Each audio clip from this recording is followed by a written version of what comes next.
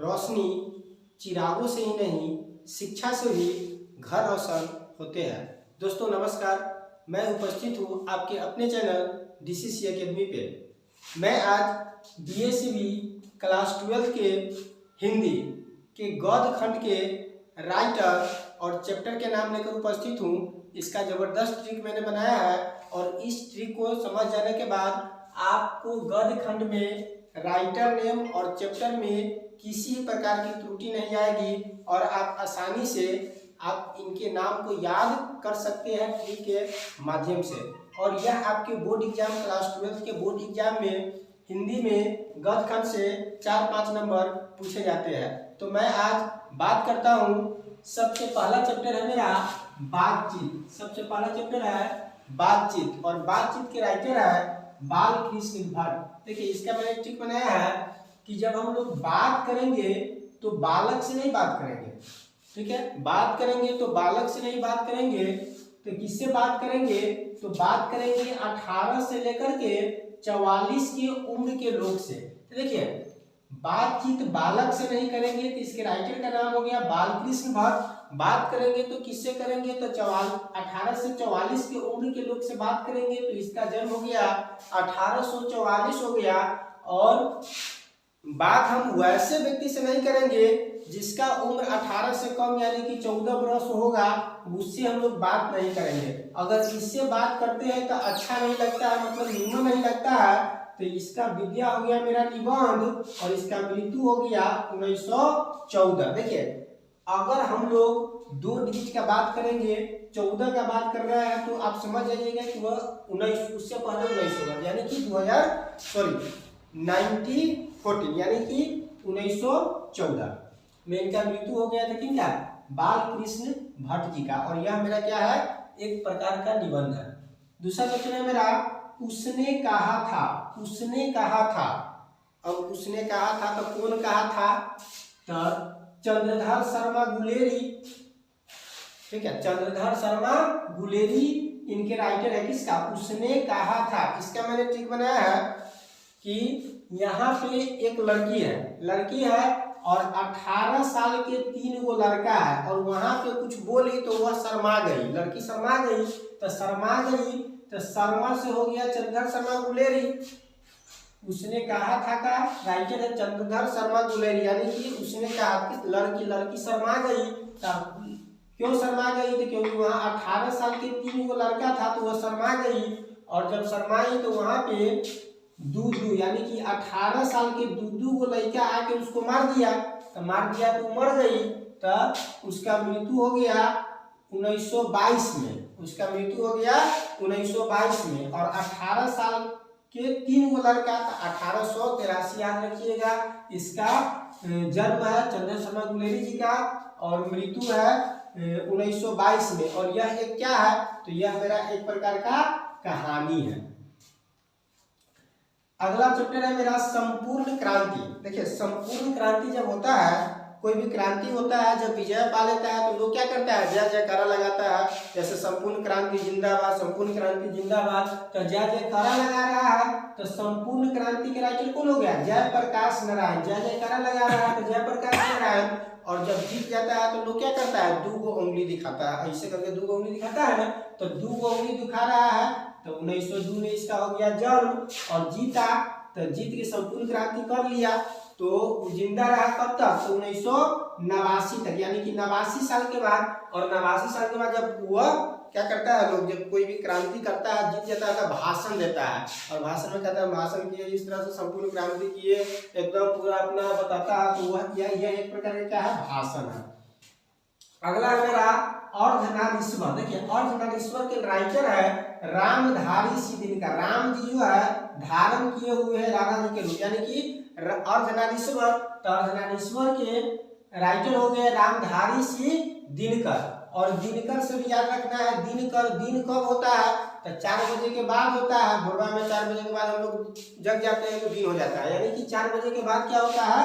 दिन होता है। तो 4 बजे के बाद दिन होता है, मतलब दिनकर, यानी कि अर्धनारीश्वर के राइटर हो गए रामधारी सिंह दिनकर। और क्या होता है? 4 बजे के 7 बजे तक, यानी कि शाम में 4 बजे से लेकर के 7 बजे तक क्या होता है, दिन ढलने लगता है। दिन क्या होता है, खत्म होने लगता है, ढलने लगता है। तो इनका 4 बजे से 7 बजे तक दिन ढलने लगेगा, तो इसका मृत्यु हो जाएगा 1974, 4-7 यानी कि 1974। और जब दिन ढलता है तो अच्छा नहीं लगता रहता है, तो यह मेरा क्या हो जाएगा, निमन नहीं लगता है, मतलब निबंध। अगला है मेरा रोज। रोज के राइटर है सचितानंद, हीरानंद, वात्स्याय, अज्ञाय। रोज के राइटर क्या है, अज्ञाय साहब, यानी कि अज्ञाय, ठीक है, अज्ञाय। और कितना अज्ञाय कर रहा है, तो 11 रुपया, यानी कि 11 रुपया मांग रहा है, ठीक है, 11 रुपया मांग रहा है, ठीक है। तो 11 रुपया उसको नहीं मिल रहा है। 11 से याद रखना 1911 में इसका जन्म है, तो कह रहा है कम से कम तू 7-8 रुपया दे दो।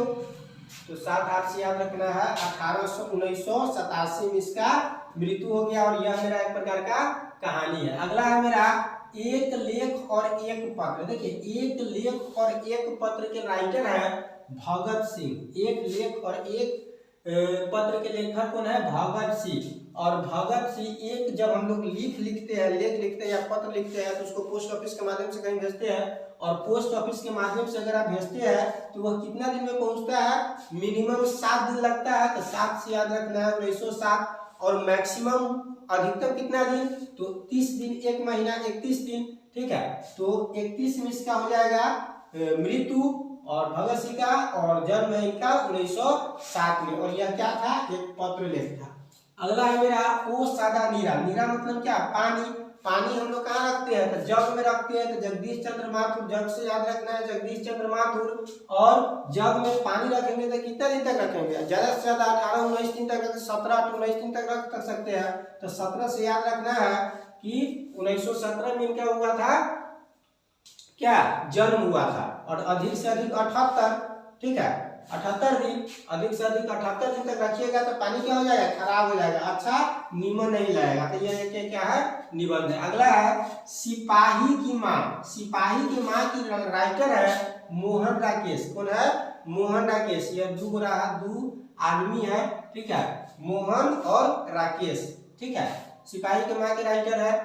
और जब आदमी कोई सिपाही बनेगा तो कितना वर्ष में बनेगा, 25 वर्ष के बाद सिपाही बनता है। तो 25 वर्ष में सिपाही बना तो 25 में इसका हो गया जन्म। और कितना दिन तक रहेगा, ज्यादा से ज्यादा 72 साल तक।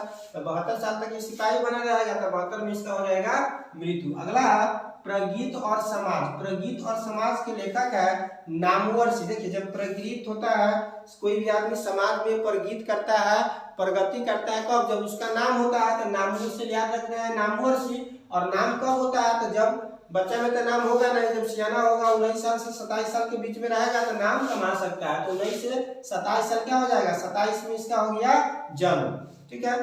मृत्यु आपके बुक में चर्चा नहीं है, इसका मृत्यु डेट नहीं दिया गया है। और यह मेरा क्या है, एक प्रकार का निबंध है।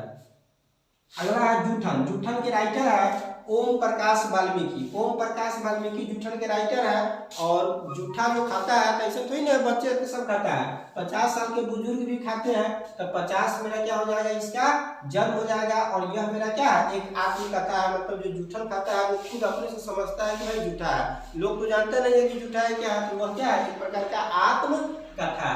अगला मेरा है हंसते हुए मेरा अकेलापन। इसके राइटर है मलियज। देखिए मल, जब हम लोग मल जाते हैं गिराने तो हंसते हुए जाते हैं, कोई रोते हुए नहीं जाता है, सब हंसते हुए अकेले में जाता है मल गिराने, ठीक है। और ऐसा थोड़ी नहीं कि बच्चे से मल गिराता है, 35 साल की उम्र में भी मल गिराते हैं हम लोग। और ज्यादा कब तक गिराएंगे, तो 82 साल तक। और 82 साल के बाद क्या हो जाता है, सब चीज बेजे पे होने लगता है, ठीक है। और यह मेरा क्या है, तो एक प्रकार का डायरी है, याद रखना है आपको। तिरिच, देखिए तिरिच इनके राइटर है उदय प्रकाश। देखिए जब उदय होता है दिन में, जब प्रकाश उदय होता है तो तिरछा दिखता है, यानी कि तिरिच, तिरछा से क्या, तिरिच। और इसके राइटर है तिरिच के राइटर उदय प्रकाश। और इनका जन्म कब हुआ है, 1952 में। देखिए 52 क्या रखना है, तो प्रकाश उदय कब होता है, 7 बजे। और 5 में कितना जोड़ेंगे तो 7 होगा, 2 जोड़ेंगे तो 7 आ जाएगा, ठीक है। और यह मेरा क्या है, एक प्रकार का कहानी है। अगला है शिक्षा। शिक्षा के राइटर है जे कृष्ण मूर्ति के। कृष्ण जी की मूर्ति हम देखते हैं तो उससे हमको क्या प्राप्त होता है, कुछ ना कुछ शिक्षा प्राप्त होता है।